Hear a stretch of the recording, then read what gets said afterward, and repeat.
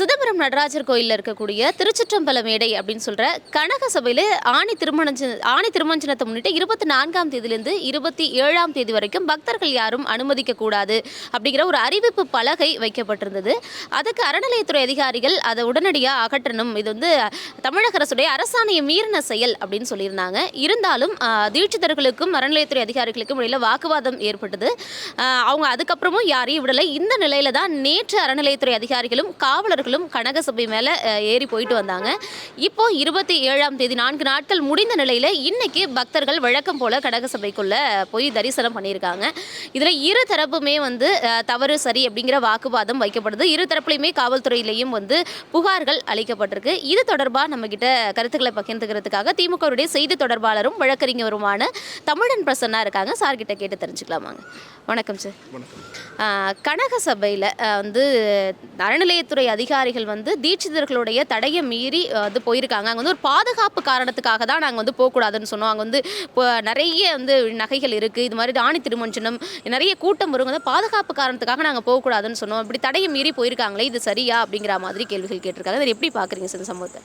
இல்லை, இது முழுக்க ஒரு சாரார் மட்டுமே அந்த கோவிலை சொந்தம் கொண்டாடி கொண்டு மற்றவர்கள் அந்த கோவிலுக்கு வருகிறவர்களை இரண்டாம் தர குடிமக்களாக, ஒரு ஒடுக்கப்பட்டவர்களாக, தீண்டத்தகாதவர்களாக நடைமுறைப்படுத்துகிற ஒரு செயலைத்தான் அந்த கோவிலில் இருக்கக்கூடிய தீட்சிதர்கள் தொடர்ந்து செய்து கொண்டிருக்கிறார்கள். திராவிட மாடல் அரசு என்பது எல்லோருக்குமான எல்லாம் என்கிற சமமான அரசியலை எல்லா தளங்களிலும் கொண்டு போய் சேர்க்கிற ஒரு அரசாங்கம் செயல்பட்டு கொண்டிருக்கிறது.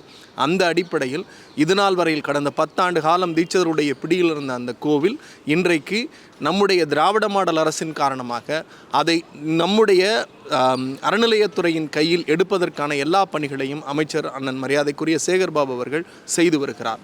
முதலமைச்சர் அவருடைய வழிகாட்டுதலின் பெயரில் நாம் சொல்லுவதெல்லாம் ஒன்றே ஒன்றுதான். அப்படி அந்த கனகசபையில் ஏறக்கூடாது இறங்கக்கூடாது என்று சொல்லுவதற்கு தீட்சிதர்களுக்கு எந்தவித உரிமையும் கிடையாது. அந்த கோவிலில் இருக்கக்கூடிய எல்லாம் அரசின் சொத்து. அந்த வழக்கை மீண்டும் எடுத்து நடத்துவதற்கோ அல்லது அங்கே அதிகாரம் செய்வதற்கோ தீட்சிதர்களுக்கு உரிமை கிடையாது. அதை நாங்கள் அரசாங்கம் கையில் எடுத்திருக்கிறது. அந்த அரசாங்கத்தின்படி எது சட்டப்பூர்வமாக சரியோ அதை செய்யக்கூடிய ஒரு அரசாங்கமாக தொடர்ந்து செய்கிறோம். நீங்கள் இன்றைக்கி சொன்ன மாதிரி 4 நாள் கல்லில் நேற்றைக்கே அவர் அந்த பெண் அதிகாரி போகிறப்ப அவங்கள அந்த தீட்சிதர்கள் தாக்க முற்பட்டு மரியாதை குறைவாக இழி சொற்களால் ஒரு பெண்ணை கொச்சைப்படுத்துகிற ரீதியில் அவங்க பயன்படுத்துகிறாங்க. அப்படி பயன்படுத்துகிற போது அவர்கள் மீது சட்டம் தன் கடமையை செய்யும். ரெண்டாவது, நாங்கள் இங்கே சொல்கிறது ஒன்று தான். இந்த பிரச்சனையில் யார் இவ்வளோ பெரிய அரசியல் செய்கிறது அப்படின்னு பார்த்தீங்கன்னா, பாஜகவை சேர்ந்த நண்பர்கள் போய் அந்த இடத்தில் திருமஞ்சனத்தில் அந்த பொழுதாக இருக்கட்டும் அல்லது கனகசபையில் மக்கள் ஏறக்கூடாதுன்னு சொல்லுகிறார்கள். அந்த கோவிலுக்குள்ளே வருகிறவர்கள் யார்? இந்துக்களுக்கான கட்சி என்றால் அது உயர்ந்த சாதி இந்துக்கு மட்டும்தானா அல்லது அனைத்து சாதியினருக்குமான கட்சியா என்று பார்த்தோமேயானால் அது வெறும் உயர்ந்த சாதிக்கான கட்சியாக செயல்பட்டு மற்ற ஏனைய ஒடுக்கப்பட்ட, தாழ்த்தப்பட்ட, பிற்படுத்தப்பட்ட சாதி இந்துக்கள் கனகசபையின் மீது ஏறி நடமாடக்கூடாது என்று பாஜக தடுக்கிறது. ஆக இவர்கள் இதில் புரிந்து கொள்ள வேண்டியது, பாஜக மதவாதத்தையும் சாதியவாதத்தையும் கையில் எடுத்து எதன் மூலம் பிரச்சனைகளை கொண்டு வரலாம் என்பதன் அடிப்படையில் இதை நடத்துகிறார்கள். இதையும் அரசு தைரியத்தோடு எதிர்கொள்ளும். மீண்டும் முழுமையாக சிதம்பரம் நடராஜர் கோயிலை தீட்சிதர்கள் பிடியிலிருந்து சட்டப்பூர்வமாக மீட்கிற பணியை முதலமைச்சர்களின் வழிகாட்டுதலோடு மாண்புமிகு இந்து அறநிலையத்துறை அமைச்சர் மரியாதைக்குரிய அண்ணன் சேகர்பாபு அவர்கள் செய்து முடிப்பார். ஆனால் தீட்சிதர் தரப்பு வழக்கறிஞர் என்ன குறிப்பிட்றாருன்னா, நேற்று தடையை மீறி ஏறினது மட்டும் இல்லாமல் தீட்சிதர்களை தாக்குனதே அறநிலையத்துறை அதிகாரிகள் தான், காவலர்களும் அவர்களுக்கு உடந்தை. இப்போ நாங்கள் போய் புகார் கொடுத்தா கூட அந்த காவலர்கள் ஏற்றுப்பாங்களா, எப்படி இருப்பாங்கன்னு தெரியல. ஸோ நாங்கள் நீதிமன்றத்தை நாட போகிறோம் அப்படின்னு சொல்கிறாங்க. தொடர்ந்து இந்த மாதிரியான அதிகார அத்துமீறல்களில் அறநிலையத்துறையும் காவலர்களும் ஈடுபடுறதா அவங்க தரப்பில் சொல்கிறாங்க. தீட்சிதர்களோ அல்லது சிதம்பரம் கோவிலோ சட்டத்திற்கு அப்பாற்பட்டது அல்ல, எல்லாம் சட்டத்திற்கு உட்பட்டது. ரூல் ஆஃப் லா அப்படிங்கிறது, லா ஆஃப் ஸ்டேட் அப்படிங்கிறதும் ரூல் ஆஃப் லா அப்படிங்கிறதும் கான்ஸ்டியூஷனல் அத்தாரிட்டி உள்ளது. ஒரு அரசாங்கமும் காவல்துறை அதிகாரிகள், அரசு அதிகாரிகள் 2 பேரும் அவர்கள் பணியை செய்ய போனால் இவர்கள் பூணுலை பிடித்து கொண்டு தடுத்து நிறுத்தி சிதம்பரத்தில் நடராஜன் எங்களுக்கு மட்டும்தான் சொந்தம் என்று கொண்டாடுவது இது மிகப்பெரிய அயோக்கியத்தனம். அதை தடுக்கிற பொறுப்பு ஒரு அரசாங்கத்துக்கு இருக்கிறது. அதையும் மீறி அவர்கள் மிக கடுமையாக அதை தடுப்பதோ அல்லது அதிகாரிகளை தாக்க முற்பட்டாலோ சட்டம் தன் கடமையை செய்யும். காவல்துறை அந்த வேலையைத்தான் செய்திருக்கிறது. இங்கே சட்டம் முக்கியமா, ஆட்சி முக்கியமா, தீட்சிதர்கள் முக்கியமா என்றால் சட்ட ஒழுங்கை பேணி பாதுகாக்கக்கூடிய பொறுப்பு அரசாங்கத்துக்கு இருக்கிறது. அரசு அதிகாரிகள் அதை திறம்பட செய்து முடித்திருக்கிறார்கள். எதற்காக தடையை மீறி போகணும், அங்கே பாதுகாப்புக்காக தானே 4 நாள் நாங்கள் போகக்கூடாதுன்னு சொல்லியிருக்கோம் அப்படிங்கிற மாதிரியான வாதங்கள் அந்த பக்கம் வைக்கப்படுது. தடைப்படுவதற்கு அவர்கள் யார்? தடைப்படுவதற்கு அவர்கள் யார்? கோவிலில் மொத்த சொத்தம் அவங்களோடது கிடையாது. கோவிலில் வர வருமானத்தை கணக்கு காட்டுங்கன்னா வருமானத்தை கணக்கு காட்ட முடியாதுங்கிறாங்க.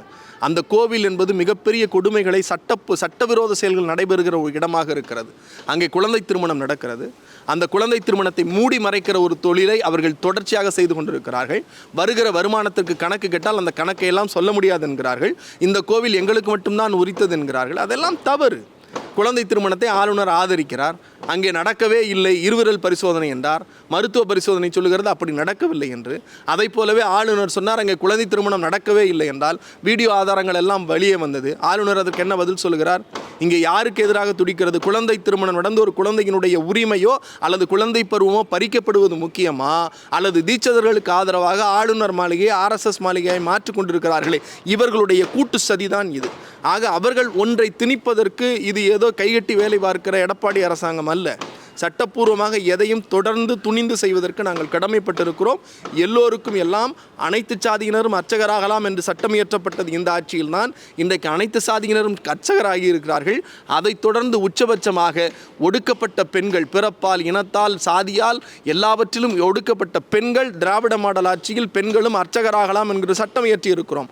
அப்படி அந்த சட்டத்தை நேற்றைக்கு உயர்நீதிமன்றம் ஆதரித்து ஆகமத்தை யார் படித்தாலும் கோவிலில் போய் அர்ச்சனை செய்யலாம் என்கிறார்கள். கோவிலின் கருவறைக்குள்ளே அர்ச்சனை செய்வதற்கு ஆகமம் தெரிந்தால் போதும் என்கிற போது கனக சபையில் ஏறுவதற்கு எதையும் தெரிந்து கொள்ள வேண்டிய அவசியம் அல்ல. அது அரசின் சொத்து.